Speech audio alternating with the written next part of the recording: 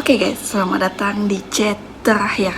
Di episode kali ini kita bakal membahas sebuah cerita yang dijamin bikin kamu takut sendirian.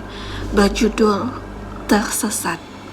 Akan ada banyak misteri yang perlahan terbuka, keanehan demi keanehan akan membawa kita ke satu momen yang paling mengerikan. Dengan sebuah plot twist yang mungkin sama sekali nggak kalian duga. Kalau kalian sudah siap, kita langsung saja bacakan chat horornya.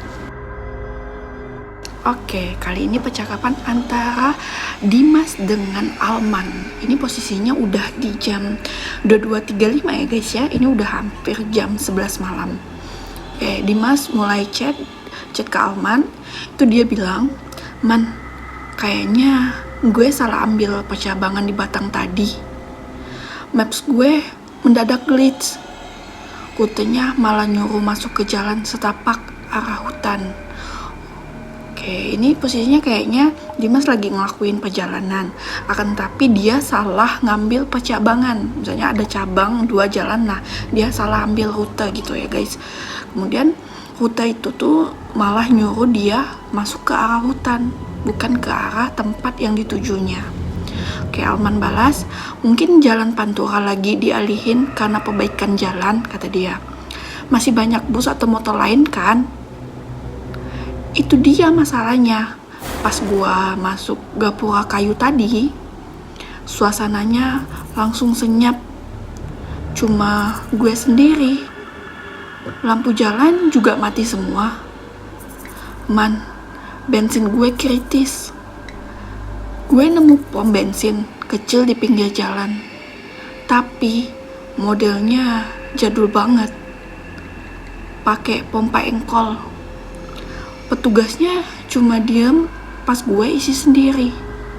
Oke, ini Dimas sudah masuk ke kayak sebuah desa ya guys ya, karena ini udah mau menuju hutan. Terus dia nemu pom bensin yang di pinggir jalan.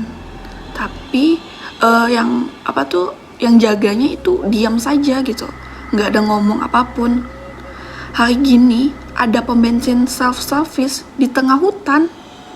Agak aneh. Ya, biasanya yang self-service itu adanya di kota-kota besar ya guys ya. Itu self-service. Kalau di desa-desa itu udah masih manual, masih dilayani gitu.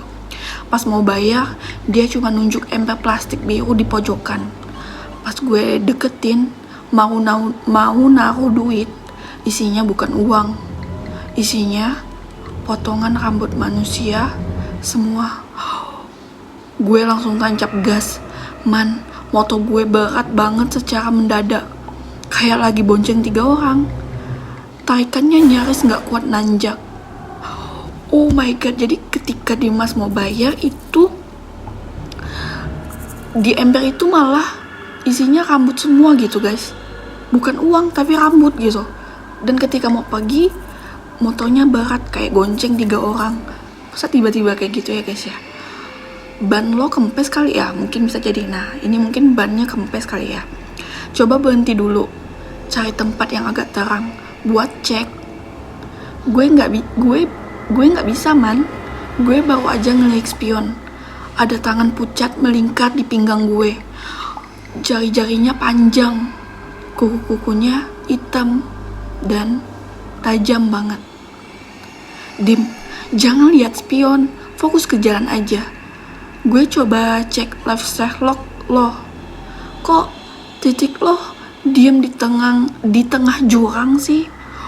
Oh my god, jadi kayak Dimas ngerasa ada orang yang di belakang itu dengan tangan pucat dan kukunya tajam. Tapi ketika Alman ngecek Sherlock itu maps dia, itu dia berada di tengah jurang. Padahal kan Dimas lagi jalan ya guys ya. Di mapsnya malah dia berada di tengah jurang. Gue masih jalan man, jalannya lurus terus, gak habis-habis. Tapi aneh, gue udah ngelewatin gubuk yang ada lampu merahnya sebanyak 5 kali. 5 kali? Lo cuma muter-muter di tempat yang sama, Dim. Lo terjebak di lingkaran. Ya, aku pernah dengar sih kalau misalnya kita itu kayak disesatin setan gak sih? Kita muter terus ke daerah yang sama, ke tempat yang sama, terus menerus kayak gitu. Man, Gue berhenti, motor gue mati total, tepat di depan gubuk itu lagi. Oh, jadi motor Dimas ini mati tepat di depan gubuk yang tadi dia isi bensin, guys.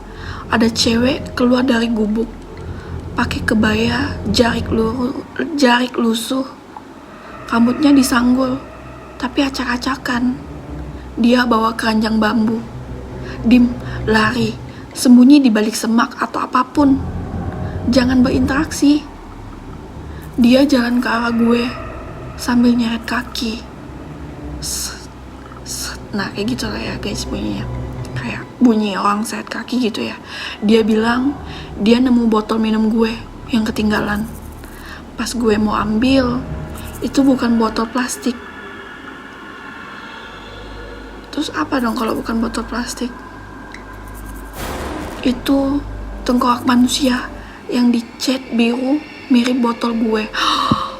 Oh my god, jadi perempuan itu ngasih botol minuman, tapi ternyata bukan botol minuman guys. Itu kepala manusia, kepala tengkorak manusia. Dim, dengerin gue. Bokap gue baru bangun dan gue cerita soal lo. Beliau bilang jalur yang lo lewatin itu sudah ditutup total sejak tahun 80-an karena longsor besar yang nimbun satu desa. Gak mungkin lo ada di sana. Jalan itu sekarang cuman hutan rimba dan jurang sedalam 50 meter.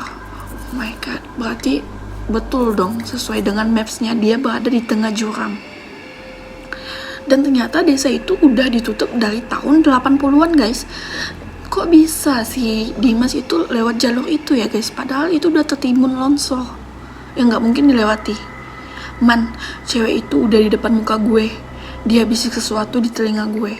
Dingin banget. Dia bilang, "Matur nuwun wis, ngetake haga iki Bali." Hah? Maksudnya apa? Dim, jawab. Man, gue baru sadar. Apa? Baru sadar apa dia? Waduh, kenapa dari tadi tangan gue gak ngerasa megang stang motor ya? Gue barusan nengok ke bawah. Badan gue gak ada.